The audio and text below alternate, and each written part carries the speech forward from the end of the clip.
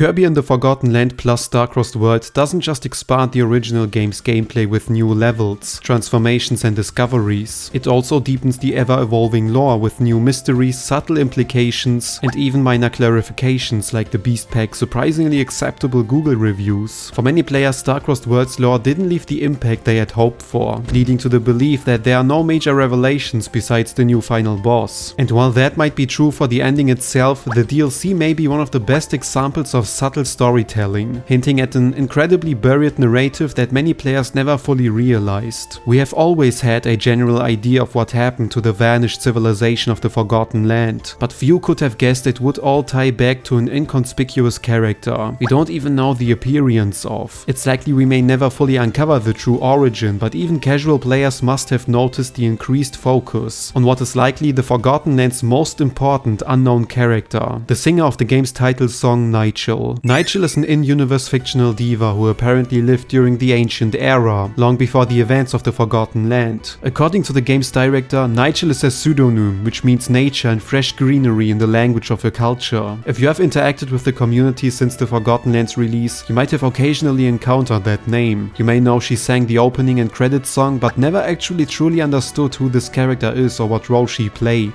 The game never actually put her to the foreground in any major way, and despite her increased familiarity with fans today, especially after Star-Crossed World, she was never shown visually in any kind of media except for a green hat as a main accessory. The only notable appearance was during the live concert held for the 30th anniversary. Neichel's actress is credited by the name Sammy and performed alongside Kirby's voice actor in the show. Because we don't know how either Neichel or the ancients of the Forgotten Land look like, many people assume she was simply a rather realistic human. It's like the character Neichel transcends the medium of games, and there is a harmless, entertaining fan theory that her visual design depicts the actress and her role. Neichel herself appeared live on stage, punctuating the otherworldly character in the game. The whole infrastructure of the Forgotten Land's abandoned world supports this theory, and there have been other instances in the series of similar implications. However, that was simply a celebration of the franchise's ongoing success, and realistically no hint toward the existence of realistic humans in Kirby, right? That doesn't count. On top of that, the developers went to suspicious lengths to hide the existence of Neichel. They didn't even credit the real vocalist of the main theme by name when the Forgotten Land released. Instead, they credited Neichel as if she were an actual person. At the time, she seemed like nothing more than a minor myth within the game, a footnote in the Forgotten Land's already enigmatic past. It's clear her introduction served a very specific purpose, to deepen the world building and suggest something more about the lost civilization, their culture, their entertainment and their way of life. That's why we never saw her. True to the game's title, she is forgotten, just like her people, which is why the main story never mentions her existence directly. But that all changed with the release of the Star-Crossed World expansion, where Neichel indirectly entered the main stage like she once probably did. After Margolor's epilogue explored the aftermath of Return to Dreamland by diving into the alien's personal journey and even connecting it to the Dream Kingdom from Super Kirby Clash, we expected similarly exciting reveals from this DLC as well. The Forgotten Land left behind so much untapped potential, and anticipation quickly gave rise to wild theories. Following the initial Star-Crossed World announcement trailer, from possible ties to Star Allies to the return of Galacta Knight, nothing seemed too far-fetched given the cryptic hints and seemingly deliberate foreshadowing we were shown. In the end, none of those speculations came true. Instead, Star-Crossed World focused on a much more personal tale, one that nurtured the roots of the Forgotten Land rather than expanding the broader Kirby universe in the same way Margolor's epilogue did.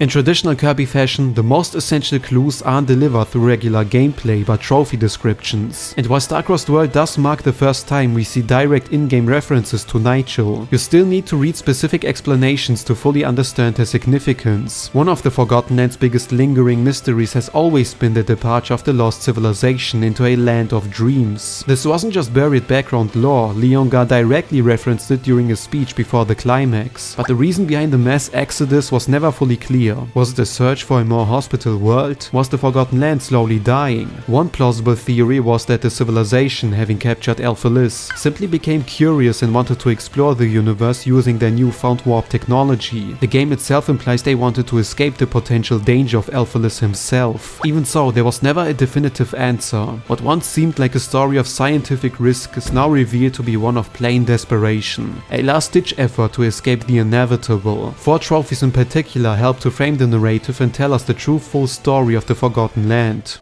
The sealed Meteor trophy states states, as the legend goes, a meteor has passed countless times over the eons. The story has been handed down as a poem that is said to tell a future with a meteor that can sink continents or wipe out all life. The legend is mostly forgotten, but now a new meteor falls. According to the song's signed trophy, the story continues. A poem passed down through the ages was thought to contain a prophetic message, but no one could fully decipher it until a singer had a breakthrough in a dream. Her song debuted according to the prophecy the day the shift left the planet. It was played on board, giving hope to all who heard it. The ship itself is called New World and received its own trophy. The spaceship New World is capable of warping to other galaxies. It's a prototype, but it's similar to another ship that once took travelers to the stars. The familiar theme park Wandaria and a special song were used to make travelers feel safe as they board. And finally, the last piece of the puzzle, a song rang out not only on this world but across the galaxy, riding the radio waves emitting from the spaceship's hangar long after there was no one around to hear it. It debuted on the ship's departure day, and yes, the soothsaying songstress was among those who choose to remain on the planet. Thanks to these 4 descriptions, we can now piece together the timeline of events in the Forgotten Land and at least interpret Neichel's critical role. It begins with a poem deciphered by Neichel through a dream. This poem speaks of a wandering star, a meteor that has cycled the skies for eons, carrying the power to bring extinction to all life. At first the prophecy seemed abstract, without tangible meaning, until Alphalus arrived. After his violent appearance and subsequent capture by the vanished culture, research into the creature gave birth to the first sparks of warp technology, the civilization's only hope of escaping the fate foretold in the poem. The knowledge gained from these experiments eventually led to the creation of a vessel, the New World, a ship designed to carry the people of the Forgotten Land to a realm they could only describe as a land of dreams. The development of Wandaria, alongside Neichel's song Twinkling Star Showers, which played during the credits and retells the message of the poem, helped to ease the fears of the departing residents, giving them a sense of hope and safety as they set out on the journey into the uncertain. However, not everyone boarded the ship. Neichel was among those who chose to remain on the planet, while her voice and her song continued to echo through the galaxy. Her final piece, unlocked upon achieving 100% completion, is labeled as an unfinished track. It reveals her fate after the others left. Although the melody is upbeat, the song carries a bittersweet tone, reflecting on empty amusement parks and the lonely world she now inhabits. When played in-game, actually lyrics appear on screen, but true to its title, the track lacks recorded vocals and was therefore never finished. After all, there was no one left to listen, so why should she sing? The rest of the story follows what we already know. Alphalus takes control of Leongar's mind, the Beast Pack is formed, and Kirby is transported to the Forgotten Land. While the 4 trophy descriptions help piece together a more coherent narrative, a few inconsistencies still remain. After beating Star-Crossed World, Alphalin can be found in Kirby's house, where he recounts his time fused with his evil counterpart Alphalis. He mentions hearing a mysterious song coming from the planet that seemingly drew Alphalis to the Forgotten Land. But this raises an important question. What song did Alphalis and Alphalin hear? Twinkling Star Shower seems like a good candidate at first glance, but it doesn't fit. The song didn't debut after the ship's departure, so after Alphalis' arrival. It couldn't have been Neichel's final song either, as that was clearly written long after the prophetic melody had been deciphered. That leaves us with one plausible option. Welcome to the New World, the song heard during the game's opening. It matches the name of the ship, New World, and fits chronologically, making it the most reasonable choice. However, there's a 4th possibility, one that not only ties the story together, but also casts the entire narrative in a tragically ironic light. Alphalin described the mysterious song as sorrowful, which doesn't quite align with the cheerful, hospital tone of Welcome to the New World. That song may have acted as a beacon, drawing Alphalus in, but it doesn't match the emotional weight suggested in the dialogue. The trophy description tells us that Neichel experienced a breakthrough in a dream, a moment that led to the first proper draft of Twinkling Star Showers. It's likely that, in the immediate aftermath of this dream, Neichel began chanting the song's core melody, and if we take this one step further, that very moment, the spontaneous outburst of inspiration might be what Alphalis heard.